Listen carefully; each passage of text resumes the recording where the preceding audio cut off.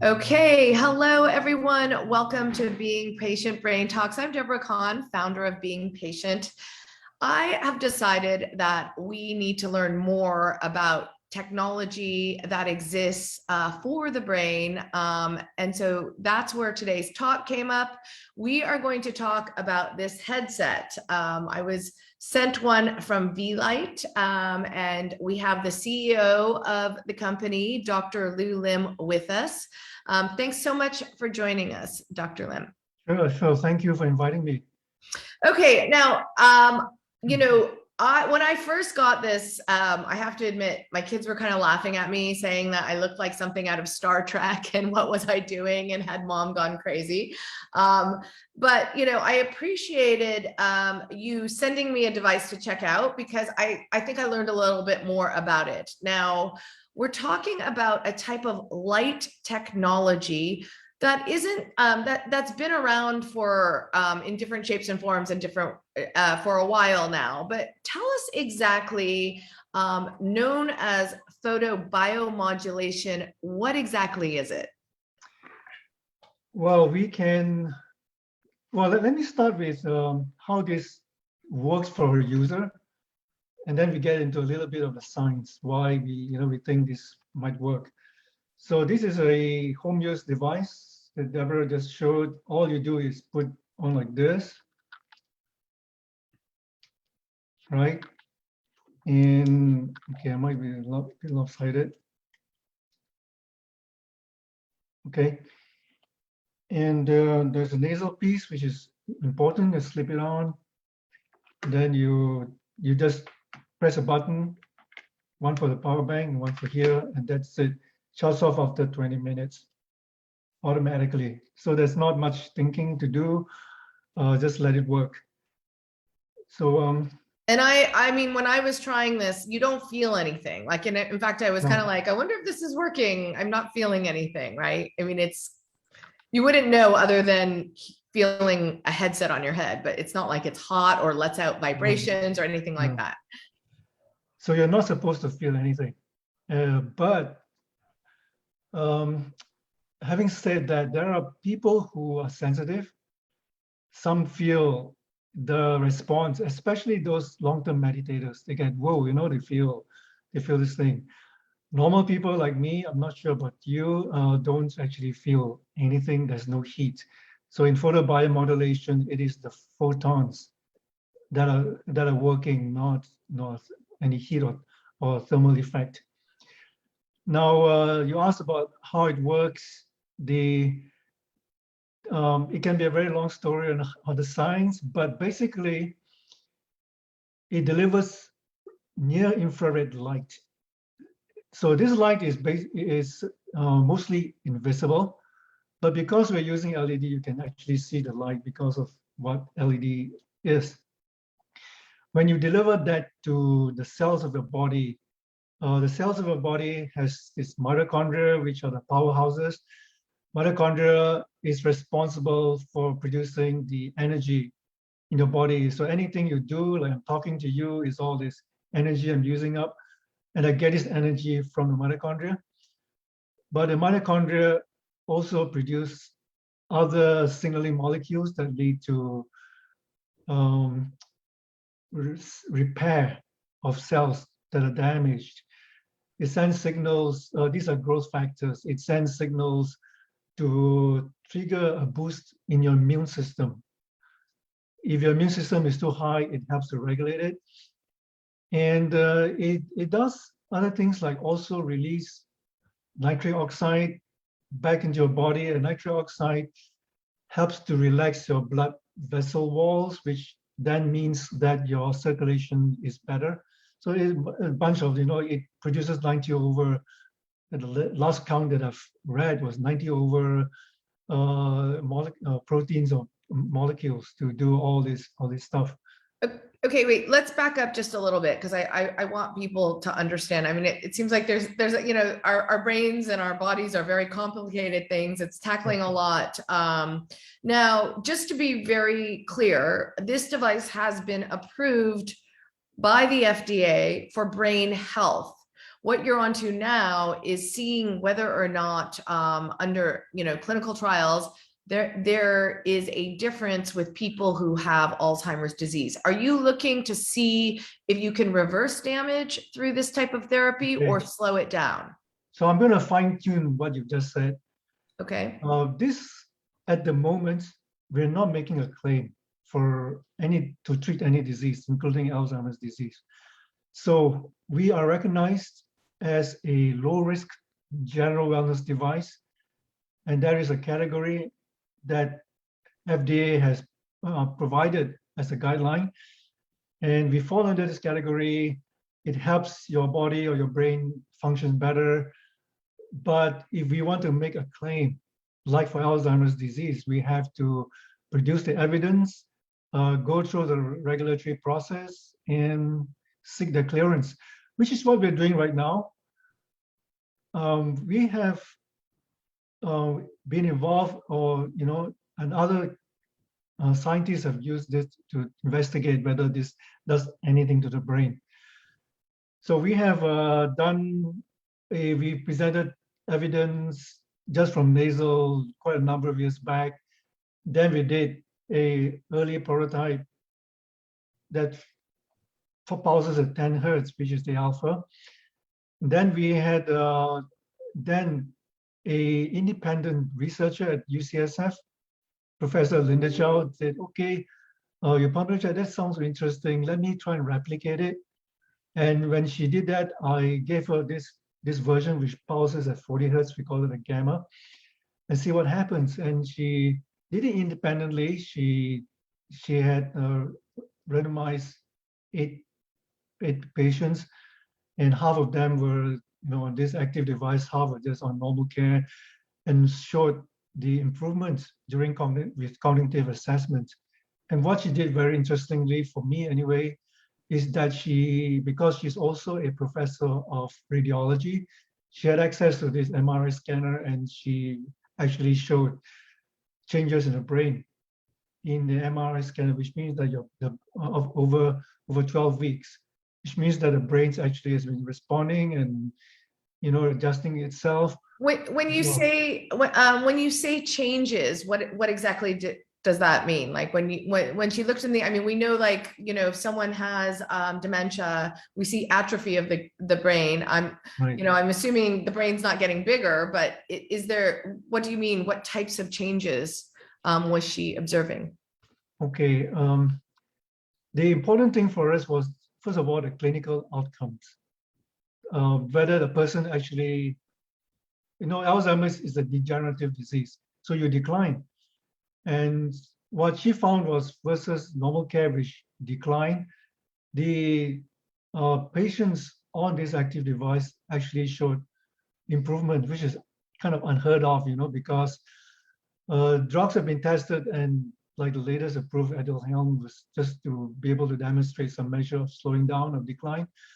This actually showed some reversal, which is to people who are not familiar with our work it's a surprise, but we're not really that surprised because we've seen that before in the past.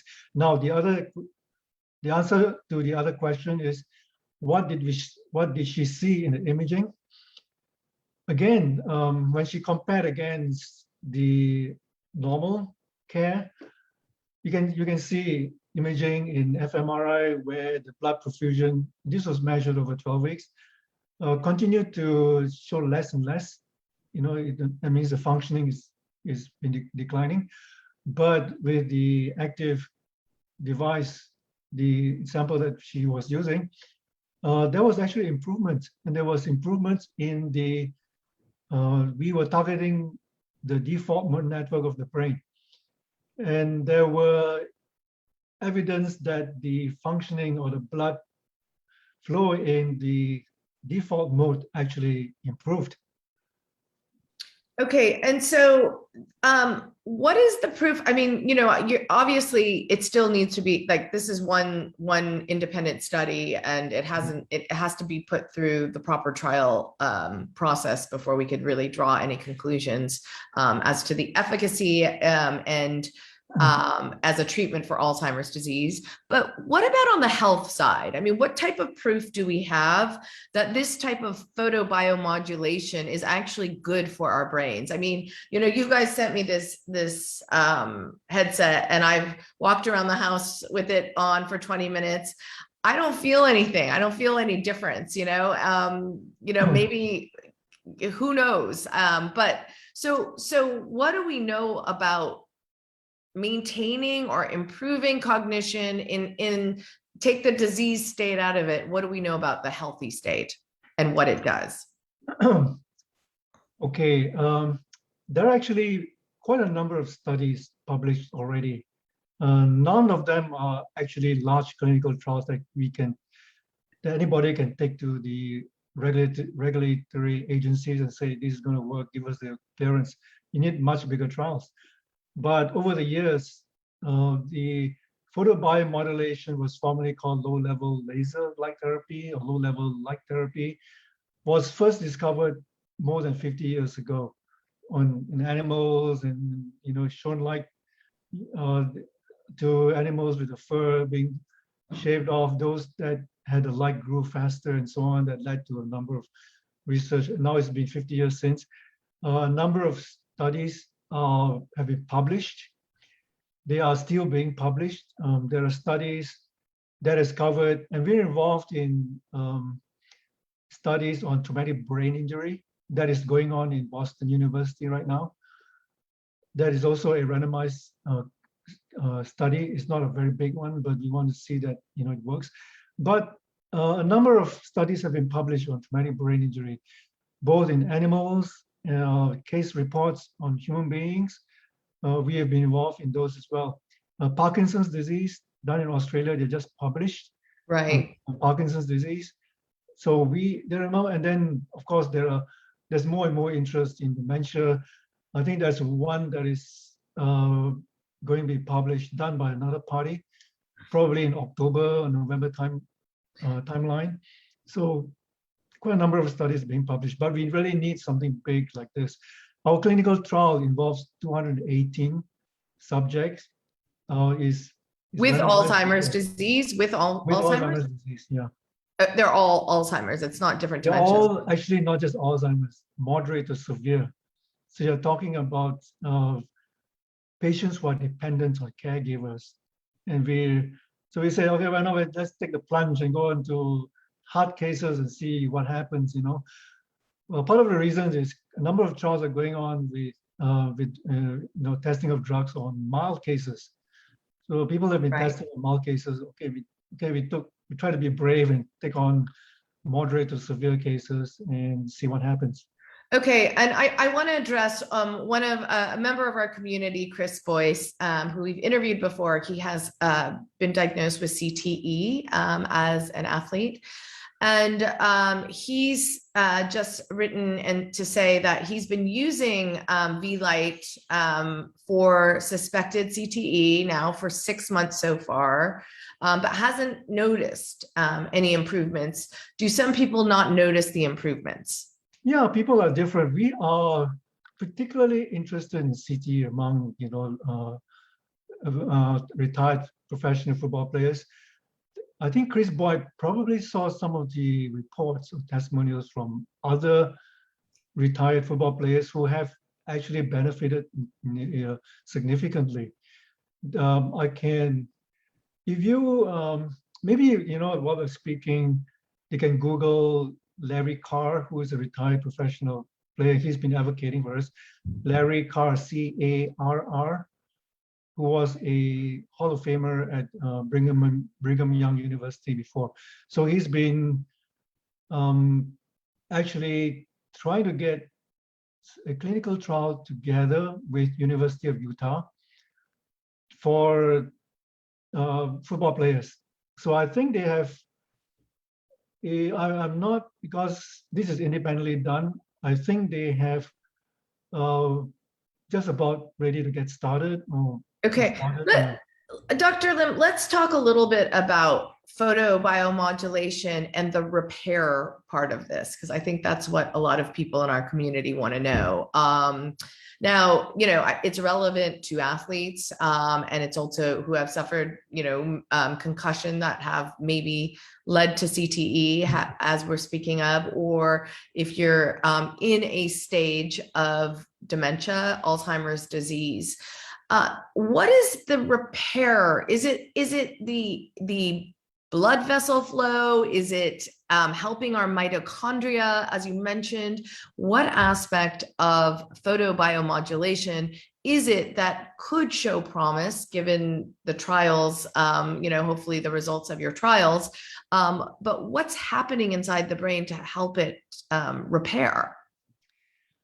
Okay, this is a single intervention, but it has multiple pathways. Now that is because of the gene transcription that is going on with the mitochondria. So I mentioned repair, which is because of for the brain, it boils down to the brain-derived growth factors. So that helps with the repairs. Now, what is also very interesting is, anyway, when we first designed it, there were imaging studies done. So let's go on with repairs. Now, when we designed this actually many years ago, we based it on some earlier work done, say at Harvard by Bruckner. He showed imaging for Alzheimer's disease. They were mainly at the nodes of the default mode network. So we designed this to point on the nodes of the default mode network, hopefully to get repair, and because it's also anti-inflammatory, to have that effect as well. But what's really interesting is we started with 10 hertz, which is alpha. It pulses at 10 hertz and it resonates with the brainwave.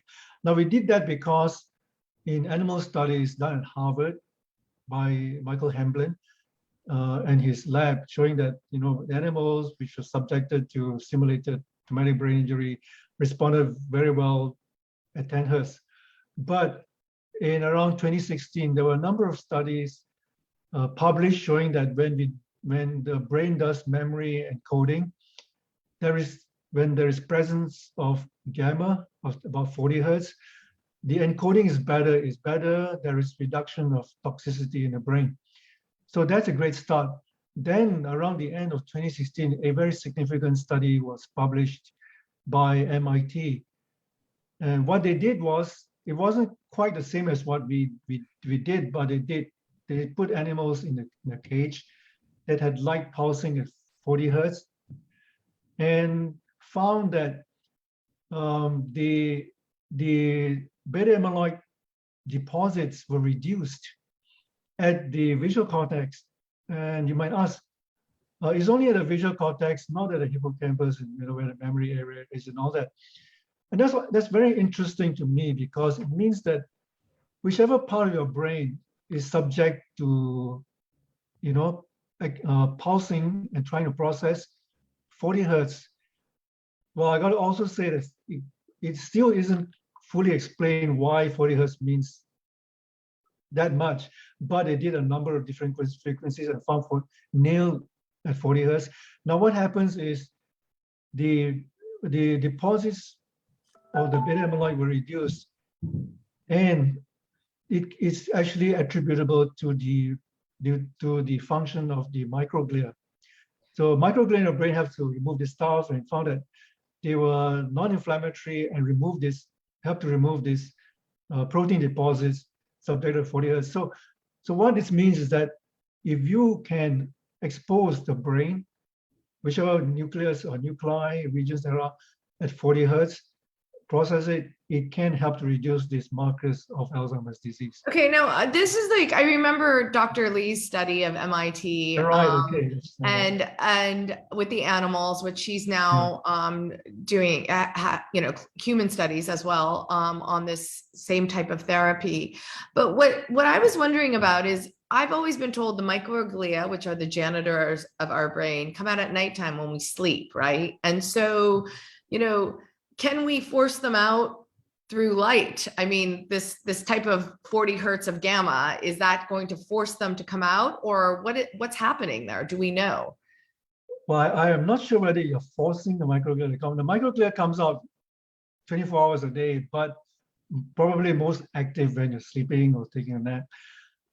So they're available, but for some not fully explained reason, 40 hertz helps this microglia to clear, to be better in functioning and clear these unwanted deposits in the brain. So today, we're talking about not just beta amyloid plaques, maybe also tau deposits, and but 40 hertz is it's actually very interesting. In our studies, we do quite a lot of research on frequencies using EEG, what kind of response it is. We are looking at actually effects on things like microtubules in the brain. The microtubules are actually structures that hold out the cells, but they are kind of quite prominent in the axons. They're kind of all line up. Then there is discussion about consciousness, the microglia and all that. But the point is, a number of different studies from different areas found 40 hertz to be very interesting, and we found that working with a group in University of Alberta, they're basically quantum biologists. Actually, in a couple of years ago, they demonstrated that the signals were prominent at around 39 or 40 hertz. So that's really something that, and what we are investigating right now, which is very interesting, it might be relevant to some of your viewers, is we are doing a meditation study about to start on long-term meditators. Initially, we found that some of them find they sense this shift at 40 hertz, but we went on to try higher frequencies. So when we do a sweep we have a device, it's not this particular device that you have, but a newer device that are coming out mainly for experimental purposes. So you do a sweep and they get into a state where they can describe as maybe a temporary enlightenment, an altered state shift. Some are doing it at 200 hertz, some are 400 hertz.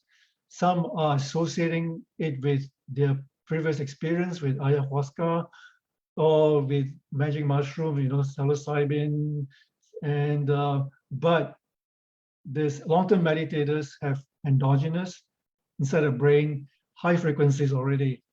It could be gamma, it could be higher. So I think this is kind of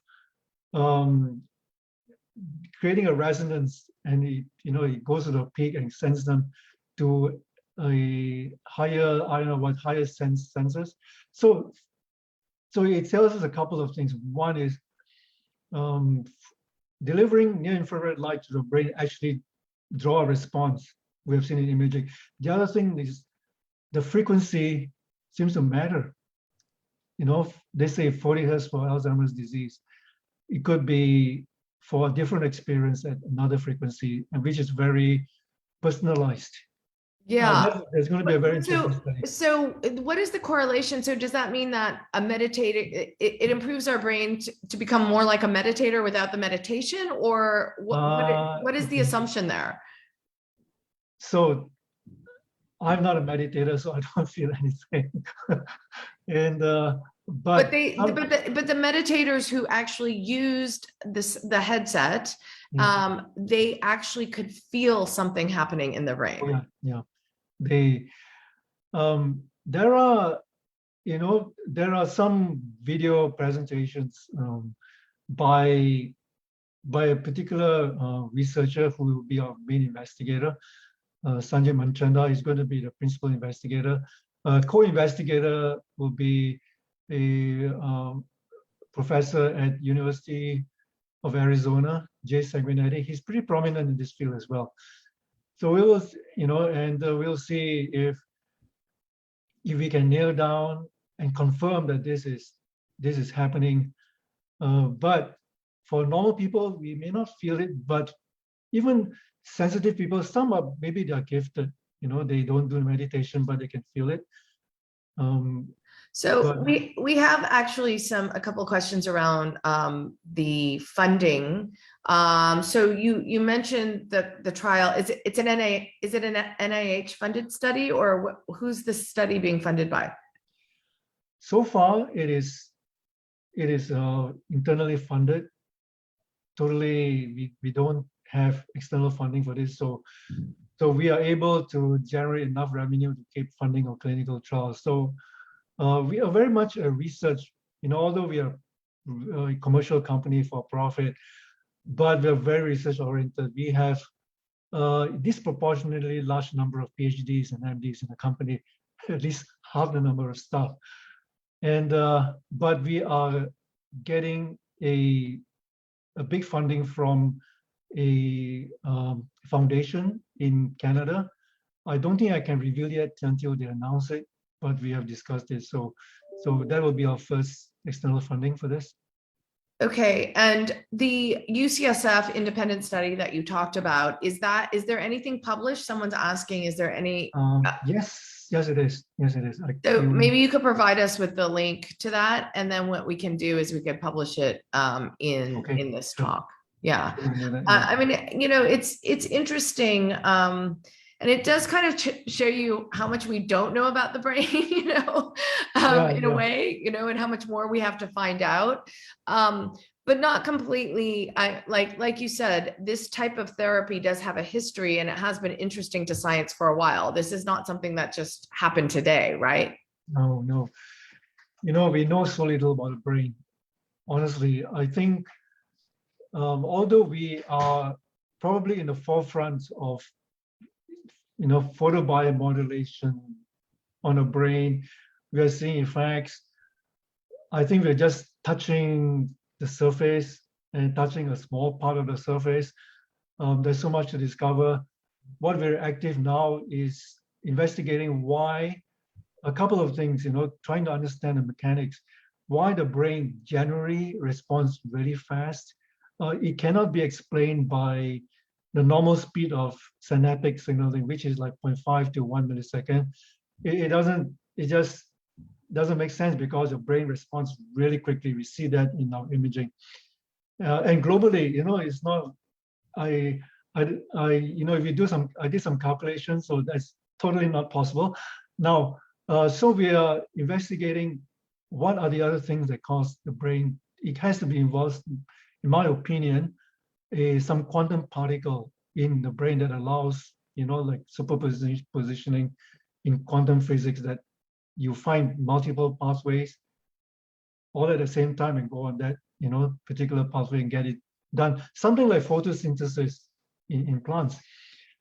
Now, that is the brain responding. I think the brain actually mitochondria also emit internally without external light biophotons. That is kind of, the evidence is there, and I think that could be a part of the story. Now, the other thing we add into this is delivering light, which is photons. Photons, again, that's quantum particle. It allows quantum mechanics to happen. And photons are like pure energy. There's no mass to it, not even purer than electrons, because electrons have some mass. And photons react to virtually every fundamental particle. So that's one thing. Deliver that, and there is this happening. I think quantum physics is involved. We're trying to get the evidence to see that this is happening. And my opinion is quantum mechanics cannot happen in a normal environment because a lot of interference. Like the body is warm, it's messy, it just destroys this coherence. But if it finds its way through something like the microtubules, there is some isolation from all this interference that allows these quick things to happen. Anyway, watch for it. We're gonna do some investigation and create new information. So I do have to ask you, is it dangerous at all? Is there something that we should worry about in terms of maybe like too much light going to the brain, wearing this too much? Have you found side effects that are maybe not so good? Okay, there is a reason why we shut this off after 20 minutes. The power is very low. And then we recommend, don't use this unless you have a condition. Use this device maybe once every 2 days if your brain is healthy. There are other, if you want to use it daily, just use maybe just the intranasal or something. Now, the reason is this. There in the field of photobiomodulation, there is something called a biphasic response. If there is a too low, there's not much happening, there's not much response in the brain. If you keep pushing it too high, you may start drifting into plateauing and then get into a negative response. And here is the reason. Part of the mechanisms of photobiomodulation is that it releases free radicals temporarily, reactive oxygen species. So you just think about it, some free radicals like the reactive oxygen species is good because it triggers a response from the immune system. But if you push it too far, it overwhelms the body or the brain's ability to neutralize it. The body neutralizes with a number of things, one of which is SOD, which is superoxide dismutase. It is meant to clear the free radicals. But if you push it, it overwhelms it and you get this negative response. So there is our advice is, for some people, they can use it for a long time. For others, you just put it on, they feel this overwhelming sudden whoosh, it's too much. Yeah, there are people like that. So there is no universal protocol, but generally speaking, yeah, once every 2 days for a healthy guy. And 20 minutes a day, or 20 minutes every other day is what Vielight recommends. Yeah, it shuts off automatically after 20 minutes anyways. So you don't have to think about it or, So how, like in the context of the clinical studies for Alzheimer's disease, how often do people, is it the same? Is it every other day, 20 minutes, or is it more often? More often. Our protocol is for once a day, 6 days a week. Once a day, 6 days a week. And Chris, if you're still watching this, I'm curious if that's what you've been doing, Chris Boyce.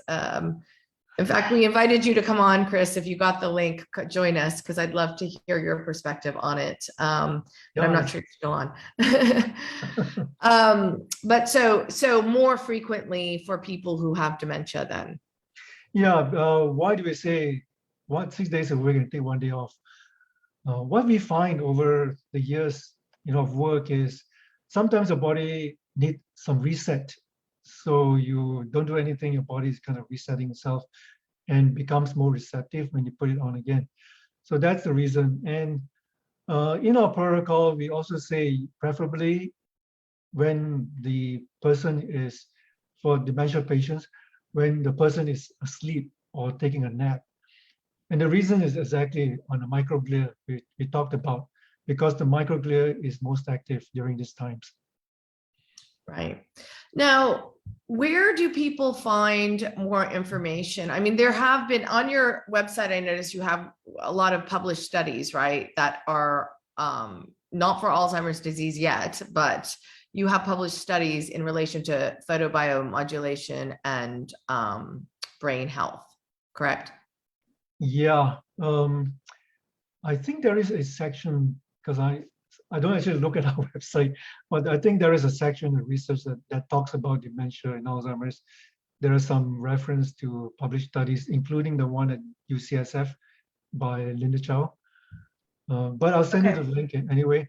Okay. And you can Google photobiomodulation, dementia, Alzheimer's disease. You'll find a number of studies. So, Dr. Lim, when do you expect to have the results? I think a lot of us are eager to find, the fact that there could be anything out there for mid to later stage people with Alzheimer's disease is incredible.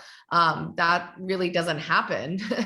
All of the studies tend to focus on early stage or, MCI, early stage impairment. So the fact that there's actually something being studied in the context of mid to later stage is very appealing to a lot of us. When can we expect, how long is the study going to last for? You said you're recruiting, did you say 200 and something people? Yeah, 218. I think this big pivotal trial is going to take some time. Because, well, you also had to, you came Pilot. to, everything came to a halt because of COVID, right? Yeah, exactly. Yeah. So we are, some sites are recruiting again. Clinical trials are really hard to do. We're not like a big drug company where they hear your name, okay, these guys are established and we just go on a trial and everybody believe you. We are, not many people have heard of Vielight. So that's You're a a bit of a small company, yeah. right. But the trial is registered in clinicaltrials.gov. The information is there. I think if you Google, you'll find it. Do people have to do they have to be in Canada where you are, or can they be anywhere in the world and participate?